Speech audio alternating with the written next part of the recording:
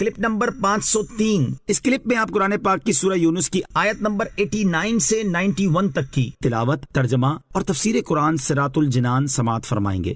بسم اللہ الرحمن الرحیم۔ ترجمہ، اللہ کے نام سے شروع جو نہایت مہربان رحمت والا ہے۔ قال قد اجیبت دعوتکما فاستقیما ولا تتبعان سبیل الذین لا یعلمون۔ ترجمہ، اللہ نے فرمایا تم دونوں کی دعا قبول ہوئی، پس تم ثابت قدم رہو اور نادانوں کے راستے پر نہ چلنا۔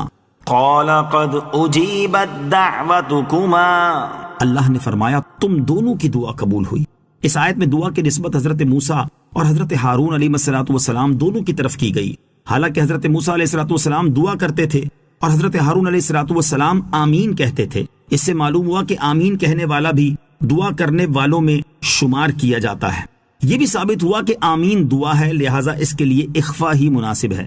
یاد رہے کہ حضرت موسیٰ علیہ السلام کی دعا اور اس کی مقبولیت کے درمیان 40 برس کا فاصلہ ہوا۔ اسی لیے فرمایا گیا کہ ان لوگوں میں سے نہ ہونا جو قبولیت دعا میں دیر ہونے کی حکمتیں نہیں جانتے۔ دعا قبول ہونے میں تاخیر ہونا بھی حکمت ہے۔ اس سے یہ معلوم ہوا کہ دعا کی قبولیت میں یہ ضروری نہیں کہ فوراً ہی اس کا اثر ہو جائے، بلکہ بعض اوقات حکمت الہی سے اس میں ایک عرصے کی تاخیر بھی ہو جاتی ہے۔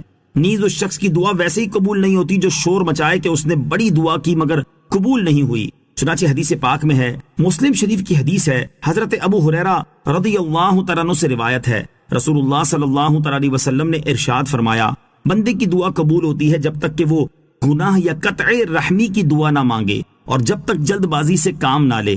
عرض کی گئی، یا رسول اللہ صلی اللہ تعالیٰ علیہ وسلم جلد بازی کیا ہے؟ ارشاد فرمایا، یہ کہے کہ میں نے دعا مانگی اور مانگی مگر مجھے امید نہیں کہ قبول ہو، لہٰذا اس پر دل تنگ ہو جائے اور دعا مانگنا چھوڑ دے۔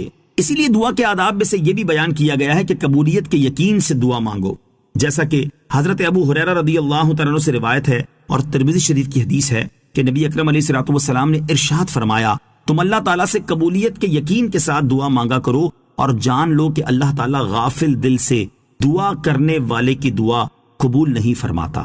وجاوزنا ببني إسرائيل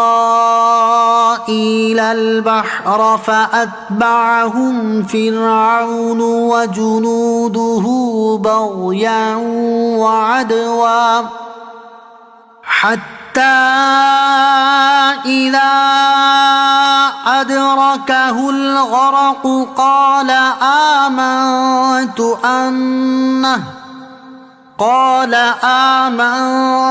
أنه لا إله إلا الذي آمنت به بنو إسرائيل وأنا من المسلمين۔ ترجمہ، اور ہم نے بنی اسرائیل کو دریا عبور کرا دیا تو فرعون اور اس کے لشکروں نے سرکشی اور ظلم سے ان کا پیچھا کیا، یہاں تک کہ جب اسے غرق ہونے نے آ لیا تو کہنے لگا، میں اس بات پر ایمان لایا کہ اس کے سوا کوئی معبود نہیں جس پر بنی اسرائیل ایمان لائے ہیں اور میں مسلمان ہوں۔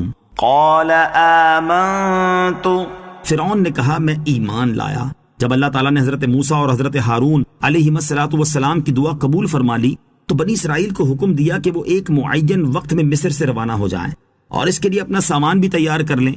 فرعون اس معاملے سے غافل تھا۔ جب اس نے سنا کہ بنی اسرائیل اس کا ملک چھوڑنے کے عزم سے نکل گئے ہیں تو وہ ان کے پیچھے روانہ ہوا۔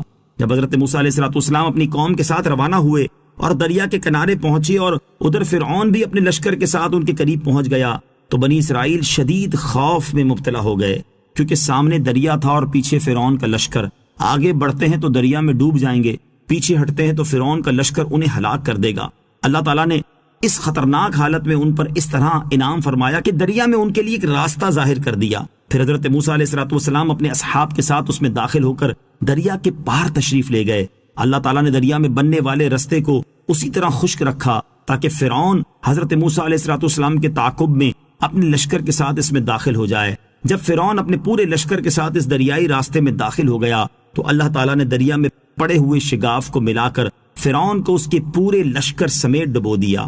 جب فرعون ڈوبنے لگا تو اس امید پر اپنے اخلاص اور ایمان کا اظہار کرنے لگا کہ اللہ تعالیٰ اسے اس مصیبت سے نجات دے دے گا۔ الآن وقد عصيت قبل وكنت من المفسدين۔ ترجمہ، اسے کہا گیا کیا اب ایمان لاتے ہو، حالانکہ اس سے پہلے تو نافرمان رہا اور تو فسادی تھا۔ الآن، کیا اب؟ ڈوبتے وقت جب فرعون نے ایمان کا اقرار کیا تو اس وقت اس سے کہا گیا کہ اب حالت اضطرار میں جبکہ غرق میں مبتلا ہو چکا ہے اور زندگی کی امید باقی نہیں رہی، اس وقت ایمان لاتا ہے، حالانکہ اس سے پہلے تو نافرمان رہا اور تو فسادی تھا، خود گمراہ تھا اور دوسروں کو گمراہ کرتا تھا۔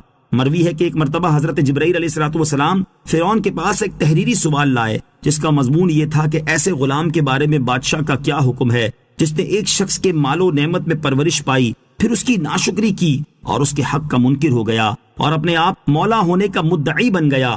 اس پر فرعون نے یہ جواب لکھا کہ جو غلام اپنے آقا کی نعمتوں کا انکار کرے اور اس کے مقابل آئے، اس کی سزا یہ ہے کہ اس کو دریا میں ڈبو دیا جائے۔ جب فرعون ڈوبنے لگا تو حضرت جبرائیل علیہ السلام نے اس کا وہی فتویٰ اس کے سامنے کر دیا اور اس کو اس نے پہچان لیا۔